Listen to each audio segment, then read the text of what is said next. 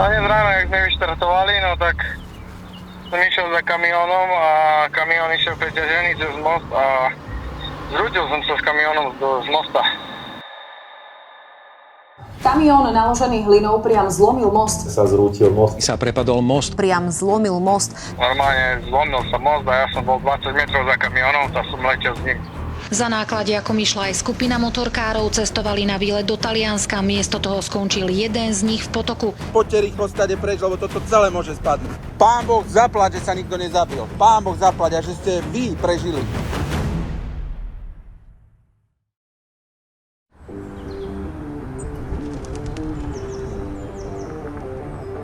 Italové se s tím vůbec nepářou. Dojta čara, to není zeď.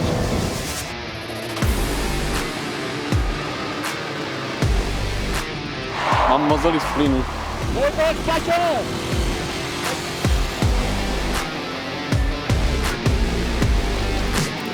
Bláznivé nápady vznikají neuvěřitelnou náhodou. Když jsme začali jezdit na těch starých motorkách, na Javách, na ČZách, tak častokrát jsme za jeden den nebyli schopni ujet ani těch plánovaných 300 km kvůli nejrůznějším opravám. No a narodil se mi v hlavě nápad, kolik by se na té motorce asi dalo ujet na 1 kilometru. A říkal jsem si, že určitě musí být možné prostě ujet rovných 1000 km během jednoho jediného dne. Tím, že v Hoclavicích se narodil František Palacký a současně je na 1000 korunové bankovce, tak úplně se nabídlo tohle spojení Palackého tisícovka a takhle vlastně vznikla šílenost, kdy jako se udělala akce v tomhletom jednoduchém, ale šíleném konceptu, kdy se prostě po přesně dané trase po Česku bylo za úkol ujet 1000 km a zkusit tu vzdálenost pokořit během 24 hodin. Proběhly 2 ročníky, no a po tom druhém ročníku jsme byli v situaci, kdy jsme nějak všichni vnitřně vnímali, že to potřebujeme nějak změnit. No a přišli jsme náhodou na to, že uprostřed Itálie leží malý státeček, který přesně je ve vzdálenosti po silnici 1000 km od Hoclavic. No a takhle vznikl 3. ročník a nazvali jsme ho Palackého tisícovka San Marino Special.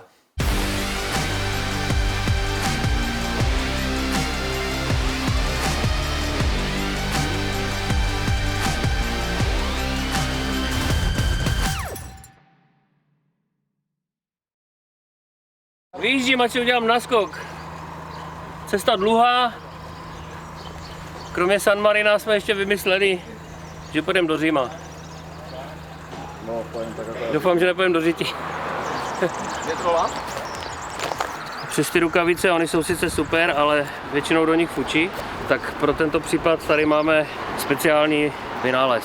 Původně to byla mikina, ale teď už jsem si z ní vzal jenom tu funkční část. Zahajujeme tímto oficiálně Palackého tisícovku San Marino Special a jako první takový průzkumník na cestu vypouštíme našeho krakena v Orvaně Šejbu, který, protože má nejpomalejší stroj, tak si dává naskok. Jak už všem, to všichni taky víme, že známe.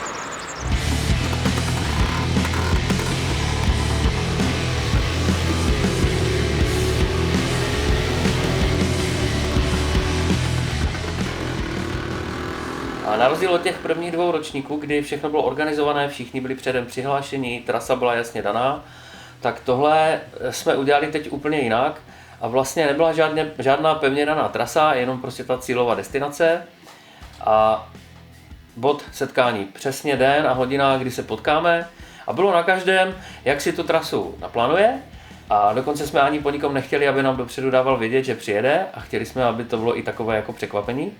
Takže jsme se pak mezi sebou začali dokonce i sázet, kolik tam nakonec bude lidí a s kým vším se tam uvidíme a potkáme. Tak Palackého tisícovka nám začala dneska a my po splnění všech úkolů po 11 hodinách, kdy odjel Šejba, konečně s Šimonem se dáme do hadráka a vyrážíme na stíhací jízdu. Kam valíš? San Marino. Kde? San Marino. San Marino? A možná do Říma. Do Říma. Jo, Roba mě poslala do Říma. Já, do Říma, tak to jo. Tak jo, pozdravím San Marino. Tak. Čau. Vidíme se u papeže. Ahoj.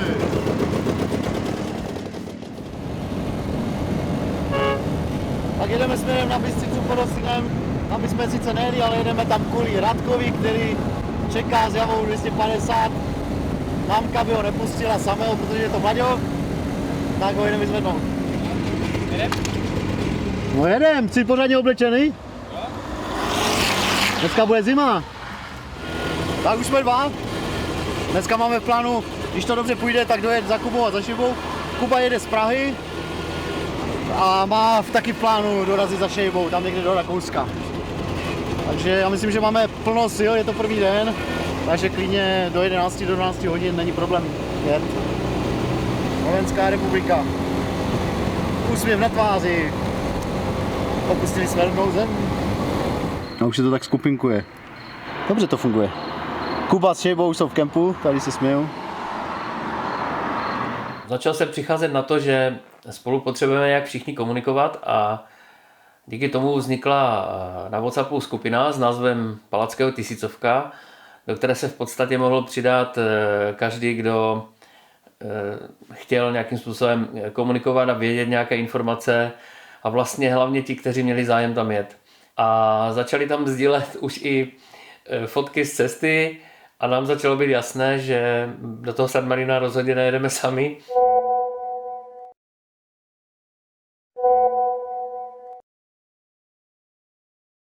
Ten Velerex nesvítil až tak špatně, ale dal jsem si ledky dopředu. A to hlavně kvůli tomu, aby jsem měl menší spotřebu elektriky. A teďka zjišťuju, že to fakt má význam, protože když pustím dálkové, tak vidím, jak moderní auto. Barva sice není úplně ideál jako jo, k tomu Velerexu, ale to se oželí. Dobrý mostek. To je hranice s Rakouskem. Kluci se potom během toho dne ke mně přidali, přidal se k nám ještě vlastně Kuba Čapek z Prahy a Radek Zikmund na Javě z Bystřice pod Hostýnem. A takovýma různýma cestičkama jsme se nakonec dostali do toho dne na to první přespání, což bylo někde v Rakousku u Neziderského jezera. To je rachot, co? Přede jednou tu řvali hrdlice, jak na koncertě a teď tady řve klešť. Jsem celou noc poslouchal jako pitomou kukačku. Kukušek, poslouchej. Příště, až se budu chtít vyspat, tak si nalehnu do voliéry, ty vole, to je... Hej, byl si to ty, co si v noci zpívali, si ho pocem, já ti poděkuju osobně. No, tady ten by asi neužíval takový malý.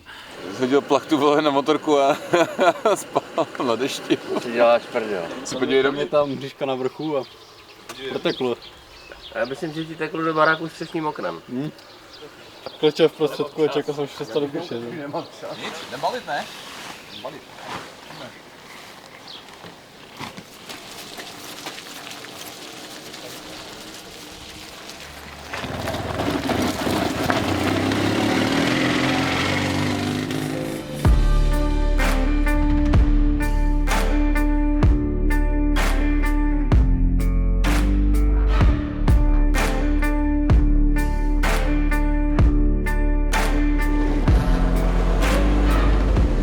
To tu mají krásné Maďaři, posečený trávník, roviny tady, že? Tam ti Rakušáci samé kopce a teď to tady se rovnali, ale jde se tu dobře.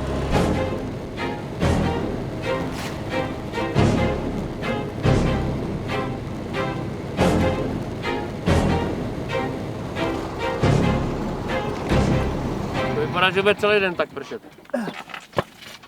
To je napitel. Prosím tě, já jedu za Sombatelama v dálce, vidím siluetu Velorexu, říkám, ty vogo, ti hajzli to objeli přes centrum a dostali se přede mě, jak je to možné, tak jedu úplně jak to, asi po 10 km už jsem se blížil a teď vidím tu vlajku ve prostředí, říkám, no to je Kuba, ten jim ujel, to bez tak tam někde točili něco a jemu se nechtělo. A jedu blíž a teď říkám, ty vody, tomu chybí výfuk, to není? Kuba, a to byl Michal, 75 Velorex za slovenská vlajka se tam vzadu třepotala. Jak jim to jelo? Jsem dojel Velorexa. Tak oni jsou dva.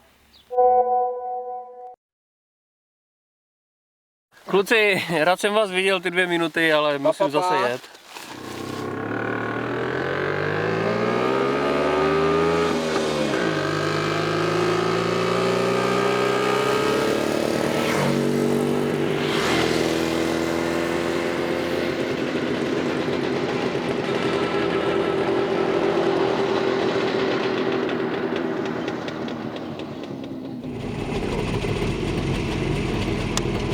propadla se ta předlohová hřidel a povolil se řetěz. Sekundární. Ty vole, to je úplně povolené, někdo mi to povolil, to je sabotáž. Jestli to nebyl Kuba v noci. Sabotáž. Já jsem tam něco slyšel, jak jsme přijeli do kempu. Sabotáž. Lepat. Tak je zvláštní, že to je povolené, když jsi do toho rubal před odjezdem. Tak to je jako jasné, že to sem tam asi zachrastí, že? Není to podceněním přípravy? Takhle funguje sponzor, jo? Vemeš si ho na trip a kešuje za to všechno. Škoda, že má jenom drobáky. Mám omezený budget. Omezený rozpočet.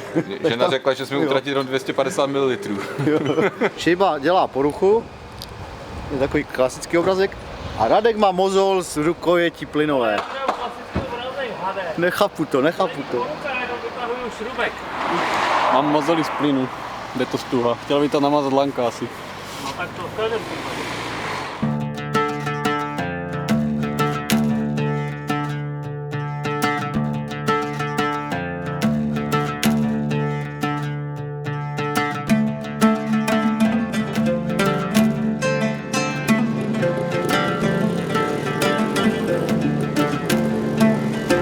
Jsme v hlavním městě Slovinska v Ljubljani.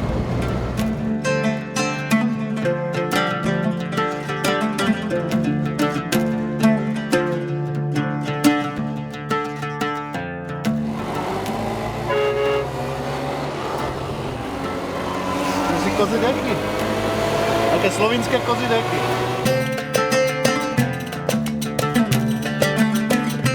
Na půlce nám ujeli, my jsme potřebovali ještě zeštelovat spojku a namazat vačku, ale tady je tak krásná příroda, že si to vykutnáváme, jedeme svým pomalým tempem, tady jsou nádherné zatáčky, skvělá příroda, dobrý asfalt, fakt paráda.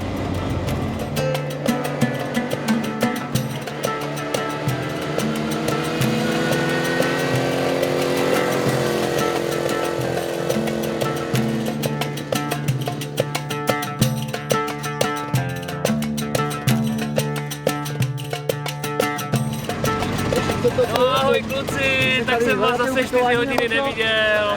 Hledám barák, který bych mohl koupit, a tady si bydlete, jestli každý den tohle cestou. No jo, tak podnikatelé, dobré, no, tak já přijedu na návštěvu někdy, jo, ve sklepě mě necháš? Zimně, odházet mi to tady. Sice magor, vole, na práci, každý by mě chtěl jenom na práci. A nechtěl bys to jezdit každý den do práce tohle? Nechtěl.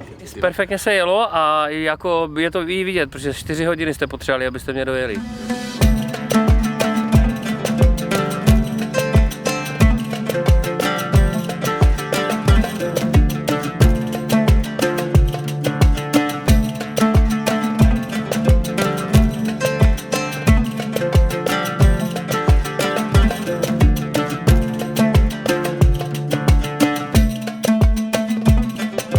Majka ve Slovinsku. Abych řekl, že to je jenom u nás takový zvyk. Tak asi ne.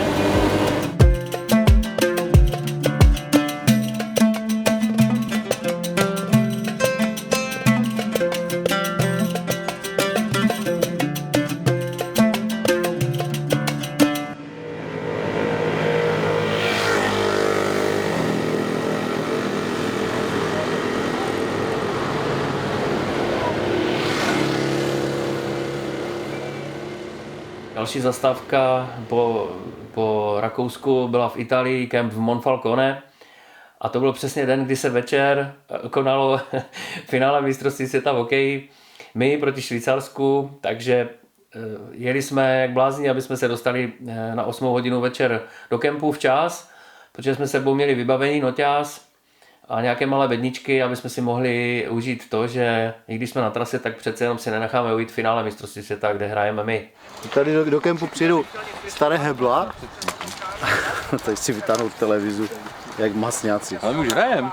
To vůbec nehodí k sobě. Na druhou stranu už spěchá Martin Nečas. No tohle to, co jsem ještě nezažil. Sledovat u moře v Itálii finálový zápas českých hokejistů. Vždycky, když naši beci dostali na modré čáře, že kolem Gironyho byl vždycky náš jeden volný hráč.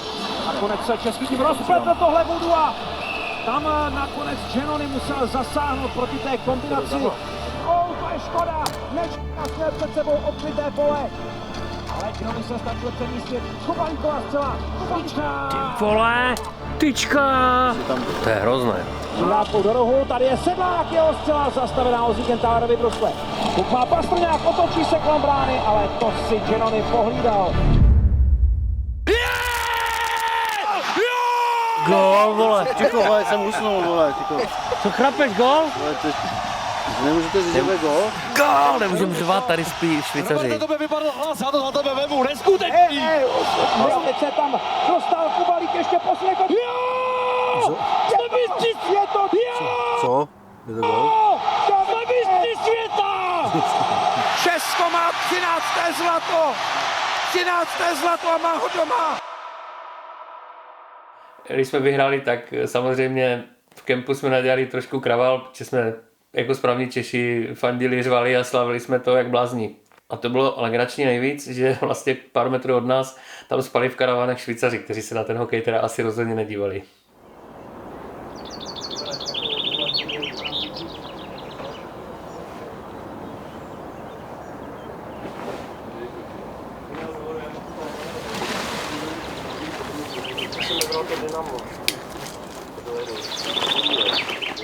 Včera krásných 500 bez 3 km teda, abychom byli spravedliví. A jsme kousíček od Monfalcone, kousíček od Terstu v zálivu. A vlastně dneska nás čeká taková asi hezká cesta po pobřeží, i když proti včerejšímu Slovinsku to možná vůbec hezké nebude, uvidíme, ale Benátky, Rimini a měli bychom dojet aspoň do oblasti San Marina, ale kdyby to šlo, tak se posuneme i směrem na Řím, ale to se uvidí. Já jsem říkal, to nejdeme úplně to. Čupí to karty? Okay. Má přednost. Dejme tomu, že to je na 10 litrů. Jako Pavel Nedved. OK? OK. Grazie. Grazie a voi. Ciao. Pavel Nedvěd ti říká. Pavel Nedvěd? Že znají fotbalisty. Pavel Nedvěd. No, tak to budeme, tak hokejisty mohli znát, ne? Teďka po včerejšku. No, a my jsme to tak nějak jako, až nám to zastaví, tak už se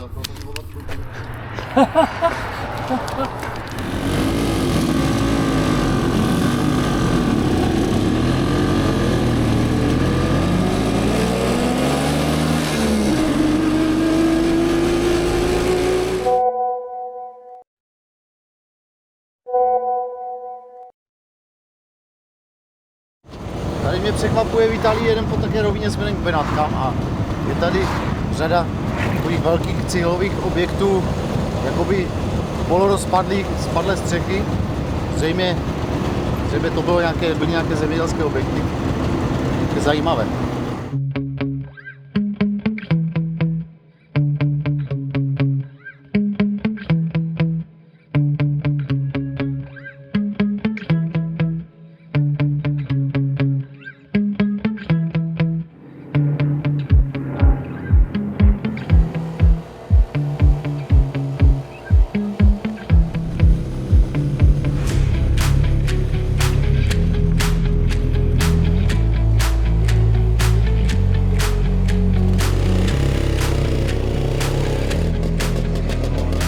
Dojeli jsem k hořu. No ale to už jsme byli včera, ale na útesu a dneska se i vykopem. Tak kluci, Slíka, jdeme se kupat. Já už jsem ready. Jak Slíka, já tam jdu v oblečení, si potřebuji vyprat.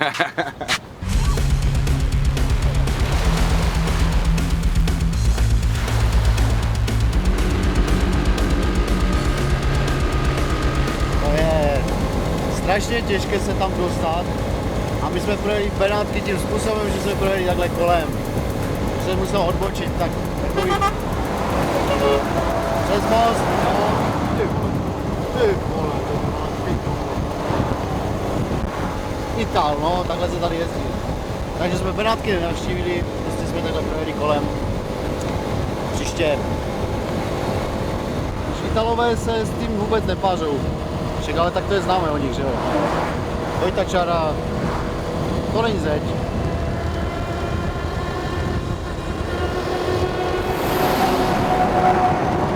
Zatáčka, nezatáčka, Itálie.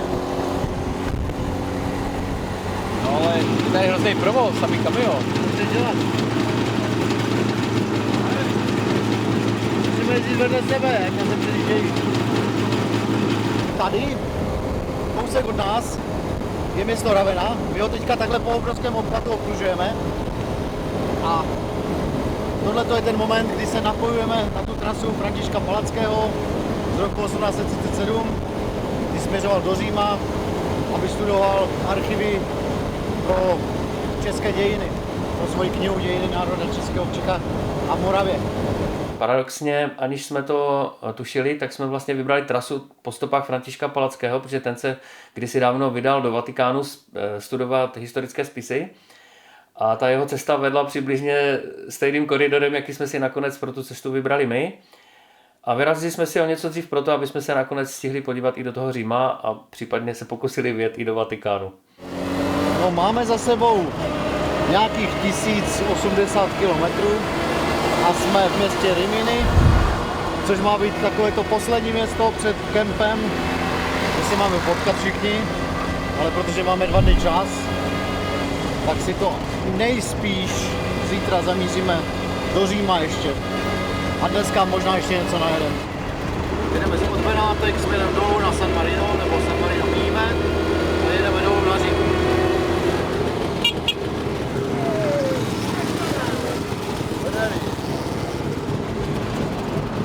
Dnes tady máme všude asfalt. Stejně by mě zajímalo, jak to vypadalo v tom roce 1837, když tady Palacký cestoval. Tady musela být čotolina. Kdo ví, jak to bylo, blátivé cesty. Ani si to nedokážu představit. On to tenkrát zdolal do Říma za 14 dní. A my jedeme dneska 3. den. A jestli nám to vyjde, tak zítra budeme v Římě. Takže jako to byl, i na tu dobu to byl docela výkon.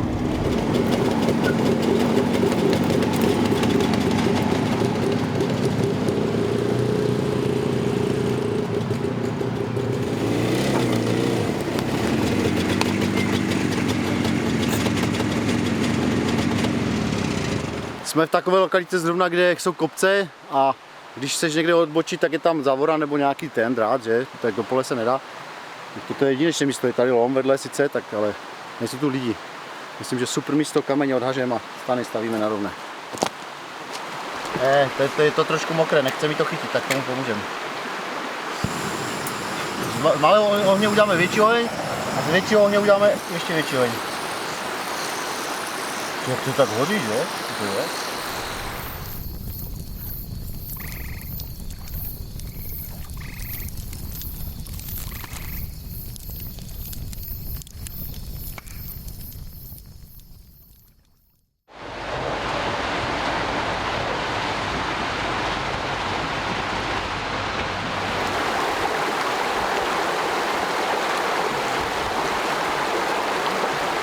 Spíme pod kamenolomem a tu doletěl kameň tak metr ode mě.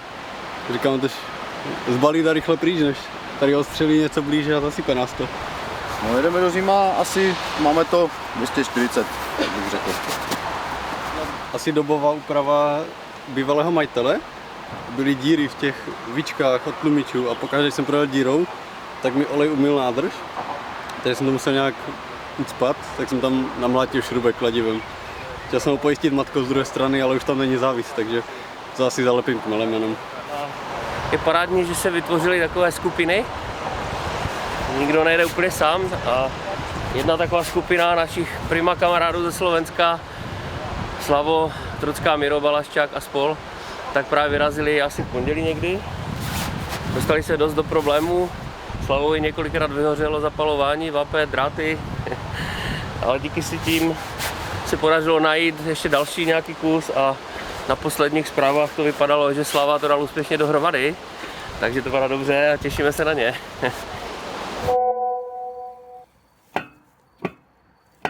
Mirova, hej? Dobré. Jeho máš?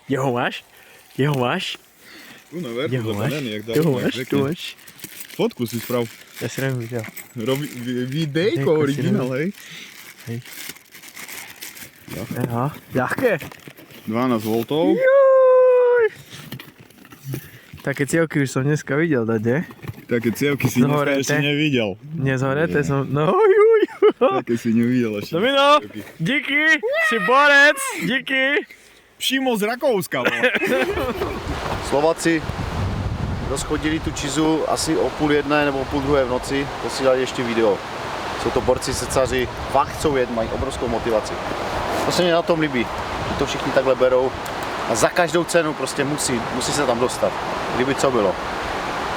Ta WhatsAppová skupina se ale nakonec ukázala jako opravdu užitečná, protože v podstatě si mohli mezi sebou ti, co už byli na cestě, nejrůznějším způsobem pomoct, anebo se spojit, anebo si poradit, kde se dá dobře přespat.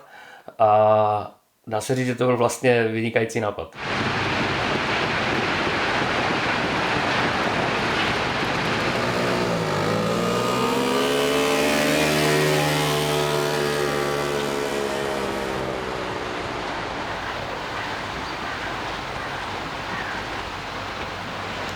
Projíždíme teďka přes hory, protože směřujeme směrem na Řím. A podle těch záznamů historických, tady někde František Palacký projížděl s kočárem, byl tady ještě sníh, protože to bylo brzo na jaře. A oni měli problém tady ten průsmyk vůbec zdolat, takže měli nějakou velkou objížďku. Ten kočár se jim tady někde polámal a zdrželi se hrozně dlouho, on byl z toho nervózní, protože archivy se pak zavírali. No a je to úplně něco neuvěřitelného, že my vlastně teďka tím průsmykem někde tady v těchto místech, nevím přesně kde to bylo, kterou cestou jeli, ale někde tady prostě se pohybovali v tom roku 1837. Takže náš soused Franta z Oclavic tady někde prostě jel, to je bomba. Jeho maminka od Palackého pochází z našeho rodu, tak asi proto mám k tomu takový vztah, že toho Palackého furt někde jako stopuju a snažím se tu jeho jako tu stopu, kterou zanechal, jako následovat všude možně po Evropě.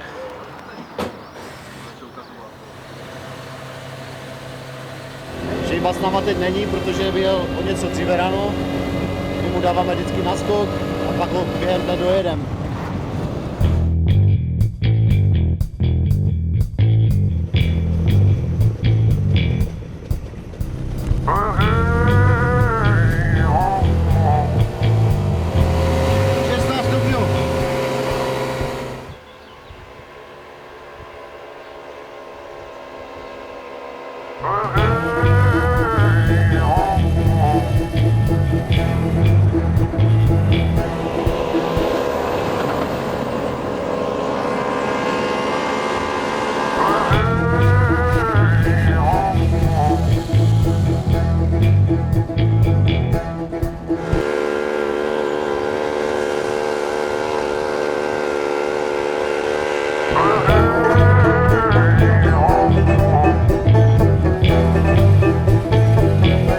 Tak jsme právě dojeli Šejbu a jsme zase kompletní.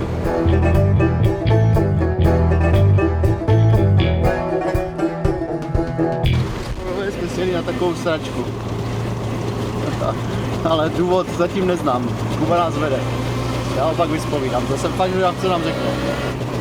Ale má to nějaký důvod, tam ještě přestat? Nádherná projížďka. Údajně tudy šel František Palacký. Jo, tady přesně ty chodníky. touhle ulicí. Tady šel pěšky. Já jsem ti to chtěl ukázat. Má to i ten lidský rozměr, protože František Palacký musel chodit na záchod. A Kuba nás dovedl na místo, kde František Palacký šel pěšky, udělal svoji potřebu a pokračoval. A lidi si myslí, že Franta byl takový nějaký... Tohle byl jasný důkaz toho, že cesta necesta, ale dojedeme až do Říma. Oni po cestě něco hulí? Takové moudra hned tak po ránu, to se jen tak nevidí. Samé moudra a stejně se bavili jenom o hovně, takže jako o co jde. No tak,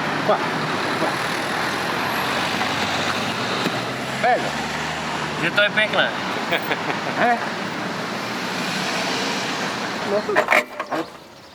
Moc předváděj, tě vyvedou.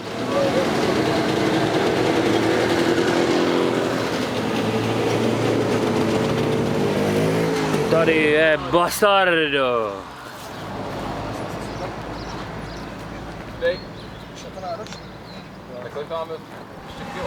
A dnes ráno, jak sme vyštartovali, no tak som išiel za kamionom a kamión išiel preťažený cez most a zrútil som sa s kamionom z mosta.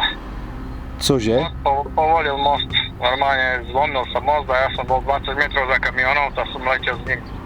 Si děláš prdel, počkej, ale žiješ tak, když mluvíš. Žijem. Jak jsi na tom? Tak mám narazenú ruku, ale nič také tragické, že teoreticky som, ale ČZ je v p***i.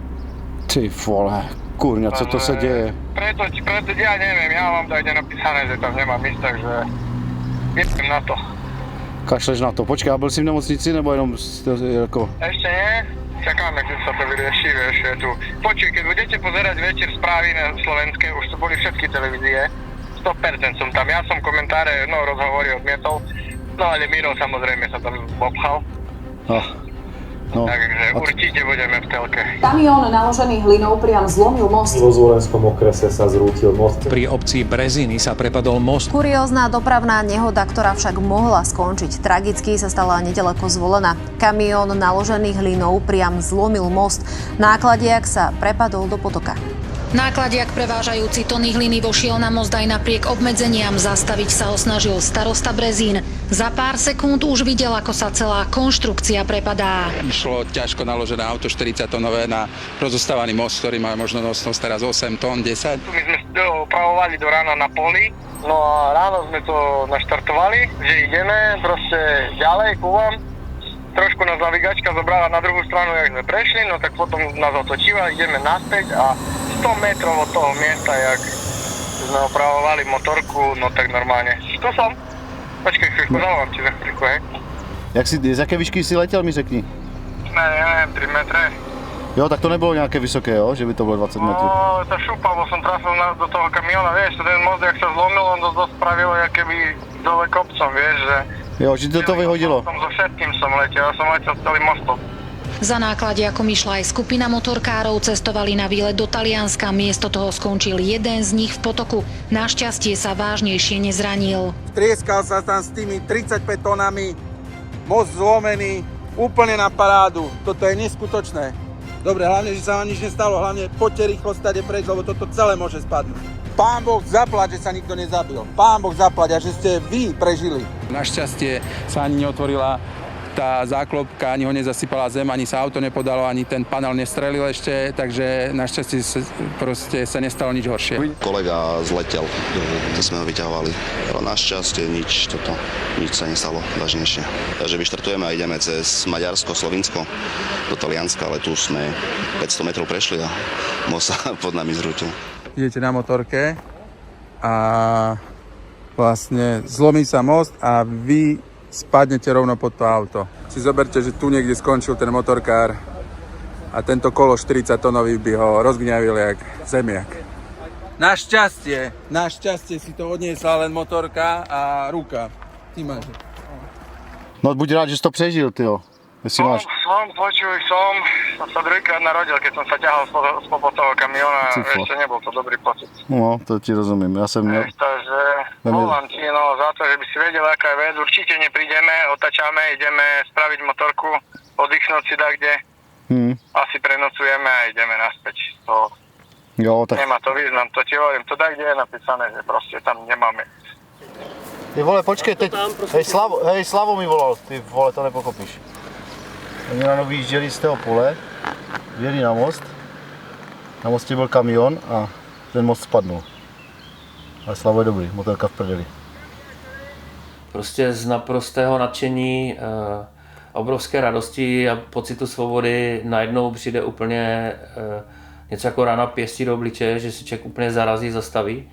Protože v tom jednom místě, kde jsme stáli a dělali jsme si fotku u nějaké vesnice, která se snad jmenovala Bastardo, a hrozně nám to přišlo legrační a smáli jsme se a uprostřed takového okamžiku najednou Honza v ruce telefon a hrozně zvážněl a v obličeji najednou měl úplně šílený, vyděšený výraz a mi se úplně zastavilo srdce a příšerně jsem se vyděsil, co se stalo, že mi bylo hned jasné, že něco není dobře.